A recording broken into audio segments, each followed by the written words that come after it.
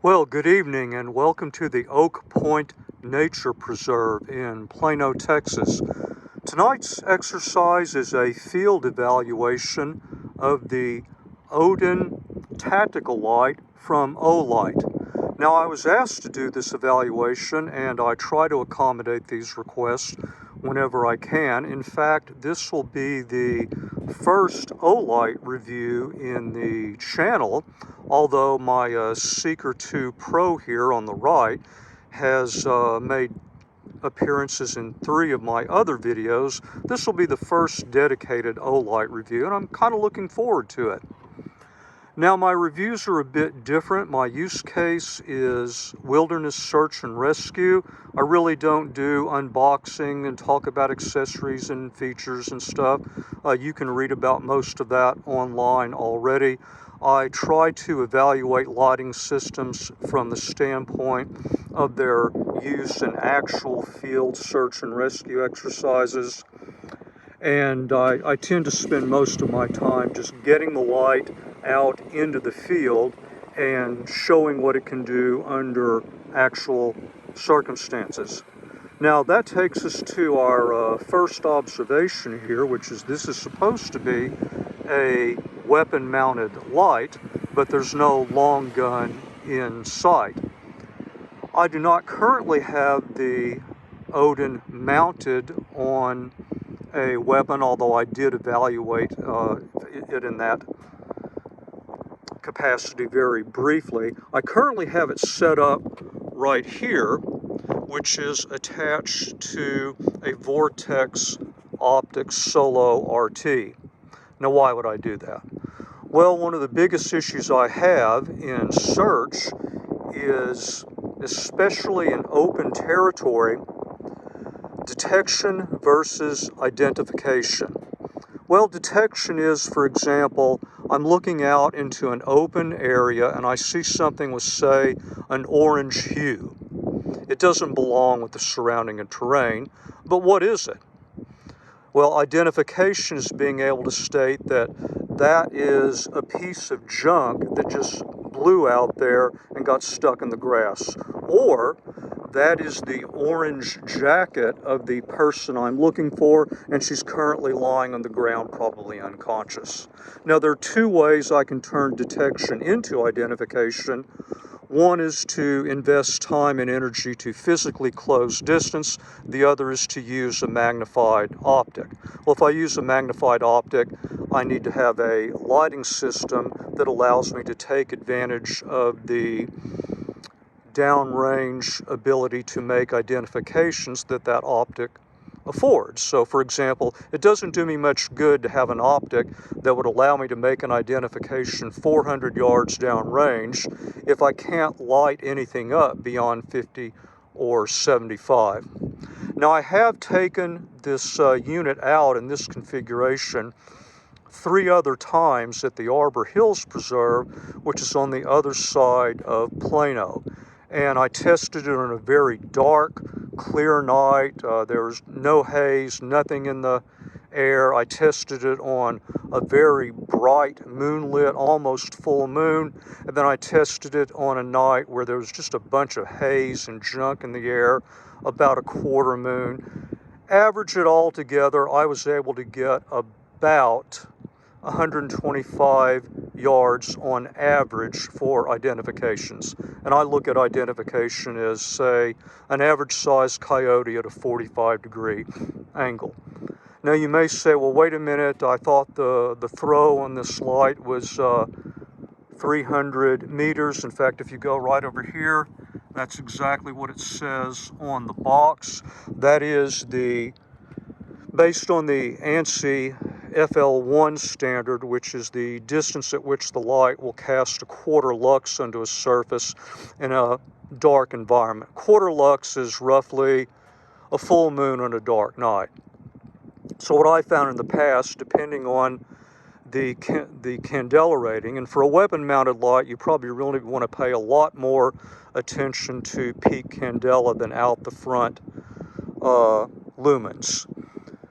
I've generally cut it about in half and even had to back it off more from there in terms of the actual distance that I can do identification. And of course, I'm evaluating the identification capability under a wide variety of circumstances, many of which are not amenable at all to use of this type of light. Now, one of the things I found about this particular setup here, you'll notice I have this in a medical pouch. And I wanted to bring this out because I've used this type of setup a number of times with other lights, and carry is always a big issue. And the first thing I found with the Odin is that it fits in so many different situations because it is such a compact light, especially for the amount of lumens and candela it cranks out. It will fit here. It will fit into a mag pouch in my rifle rig. It will fit into the front vest pocket of my reflective vest. I just have a lot of carry options. Now, there is a bit of a downside to the size, and I want to point this out because I have talked to other people about this light, and they've expressed an interest, like me, in using it in a non-weapon mounted configuration. And that is if you take a big battery and wrap a smaller light around it, you got a lot of power, but every manufacturer, it doesn't make any difference who they are, has to obey the same laws of physics. They have the same engineering considerations. That's going to generate a lot of heat. And heat means regulation. Now, most people aren't going to notice this because, like me, you'll use the light in kind of an interval or burst mode. I'll typically use it anywhere from maybe 10 to no more than 45 seconds. I mean, if I can't make an identification of something in the field in about 15 seconds, I need to close the distance. But if you want to use it for more extended periods, then you need to understand that there is a pretty aggressive step down. After 2 minutes, that first step is a factor of 2, from 2,000 down to 1,000, and then it will step down to, I believe, 760 and 300. Well, OLight makes this available on their website. It's right here on the back of the box, and I probably have to step aside and say kudos to OLight for making this so readily available. There are other manufacturers out there that getting step-down information is very difficult. So that's about all I want to say about the light to begin with. I'm going to finish getting geared up, and then let's get out in the field and see what it actually looks like. Okay, for this first test, I'm looking back across the lake. Now, I'll point out it's a pretty dark night. There's clouds everywhere.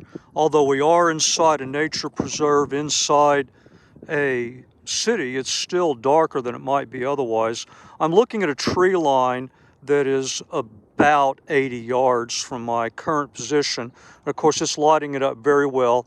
My headlamp is currently off, and as I pan around here, there's a picnic building in the background. The iPhone is making this look, the background is looking brighter than it actually is. Now from here, I can light up the edge of the restroom building there, and I can look through my optic and get good detail there. That's getting, right at about football field distance. So I think we're going to get pretty good results out of the unit tonight. And as I continue to pan around, good results seeing well across the other side of the lake. So in terms of identifications, I'm looking at, over 100 yards with a magnified optic just from here. Well, let's get a little bit deeper. We'll go to the other end of the lake, get deeper into the preserve, and then get away from some of this background light pollution. But I wanted to do this first test under kind of difficult conditions where we do have a lot of light still in the background. But this is very consistent with my previous test, and you can see the benefit of having this narrow beam. Well, in this situation, I'm looking at a tree line that, according to Google Maps, in this position is approximately 170 yards. And you can see there's a bunch of stuff in the air tonight, even though it's a relatively dark night out here at the preserve. From my optic, I mean, I can tell that there are trees out there, but I could not do any identification. So I just wanted to show that off. It's interesting that you can, in fact, light it up. I mean, I can, if I didn't have the benefit of any background lighting from the city, this would definitely give me intel that there's a tree line out there across the lake. But, you know, anything other than just doing that basic detection, I'm kind of out of luck from this distance. Okay, here we are at the other end of the lake. From this position, according to Google Maps, I'm about 90 to 100 yards as I scan across this tree line. I'm getting excellent visibility inside the trees. I could even get pretty good at detail with the unaided eye, but as I go out in distance here, let me look through the optic. Yeah, I'm getting really good detail in there, even though we got a bunch of junk at the air. Now, at this far end, it's over 100, and I'm not getting quite the detail. I can see the opposite edge of the lake easily at well over 100, probably more like 120, 25. And if there was somebody walking out there, or they had, you know, fairly bright clothing and they were even laying on the concrete, I could see that. So this is just really lighting it up nice. I mean, if you were out coyote hunting or something like that, wouldn't have any problem whatsoever getting a sight picture. Look at the lake surface itself for just a second, or two or three. And I'll move on. Well, I thought this might be an interesting point. I don't have the precise distance, but I'm just guesstimating from what I'm seeing that the furthest tree is probably no more than 50 yards. But I just thought this was interesting. You know, imagine that, you know, you're out coyote hunting or something, and then let me just sort of pan across the environment here.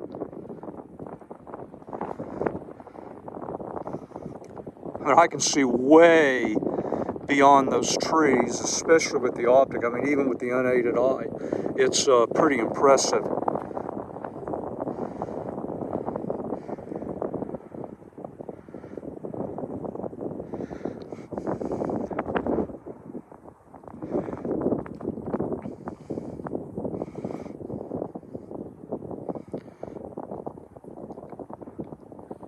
Yeah, but even if you were hunting with irons, I mean, at these distances, you'd be totally good to go. And with a decent optic, you could reach out and tap a lot longer than that. All right, well, I've got another distance test coming up. This one I hope will be interesting. Okay, here's probably the best conditions I'm going to get all night. Hopefully it'll show up on the iPhone. I apologize for the wind noise. The forecast is for the wind to die down. Well, of course, it picked up. Now, I don't have a Google Maps measurement, so I had to do this one on pace count, but I'm about 145, 150 yards from that pretty big brick tower. And I can light that up and tell that there's a tower there with the unaided eye. Now, with my optic, yeah, I can definitely see it, and if there was, say, a coyote right there, I could probably definitely tell that. So I think this is probably the most optimistic case once you get the darkness level kind of under control. Again, I think that's very impressive for a light that is this compact. but I wanted to show that one to you. And then speaking of dark, I'm going to show you a couple of other darker, more confined areas, and then we'll wrap it up. This is an interesting area because it's a turnout. Now you may see the cars back there. It eventually leads to a road. I don't know what the distance is from here to the road. I'm sure it's over 150. Now in terms of what can I see with the unaided eye, I can barely see the edge of the rocky road here leading out to the street. Details, no, I can't make that out. Now with the optic, it's not much better because there's so much gunk in the air, but rough guess, if somebody was out there near the street and they had fairly bright clothing on, I could just barely make that out. But this is a little bit darker area. I just wanted to show this so you can get another view of the light. I think we've seen it in a variety of circumstances now. What I'm going to do is head back to the truck and then I'll do my final wrap up. Okay, I'm filming this last segment inside the covered picnic area, trying to get just a little bit of break from the wind. I want to try and quantify the environment that we tested in tonight on a 1 to 10 scale, where 1 is a very bright parking lot, 5 is a pretty bright moonlit night but with a lot of particulates and dust and haze in the air, and 10 is just absolutely pitch black, crisp, clean atmosphere with just nothing in it. 6 to 6.5 tonight. So in some respects that's good because it gives a real average case environment in which to evaluate the light. Now I did film some segments that were much longer than I would normally use the light, and while it did get uncomfortably hot, I couldn't feel it because of the velcro strap.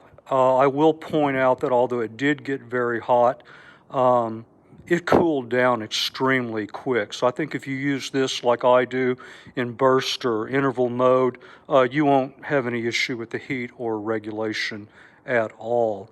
In terms of conclusions, I mean, I can never tell someone that this is the right light for you. It depends very much on your specific use case. I mean, if you're mounting this on a shotgun, yeah, you're good to go. If you're mounting it on a defensive rifle and your defensive perimeter is, say, inside of 50 yards, absolutely, under almost any circumstances, you're good to go, even with iron sights. Out to 100, in average case conditions with the right optic, yes, my Solo RT is 8x mag, by the way. Beyond 100, I think you want to get beyond conditions that are 5 to 6-ish. We did have a couple of fairly dark areas tonight. That one where I looked at the huge brick tower, for example. In my test at Arbor Hills, under what I would consider close to ideal circumstances for an urban environment, yeah, 150 is possible with the right optic, but you really need also the right conditions. If people are interested, I may take this unit out to the LBJ grasslands outside of Decatur and run it in a wilderness environment. For my personal use case, I mean, I already have several very good options for lights mounted to long gun, both for defensive use and in search and rescue. I'm very enamored with the setup I have here. It's very light, it's very compact. I'm surprised at how many carry options I had, how convenient it is to carry. So I'm going to leave the Odin just as it is, and this often happens in search and rescue.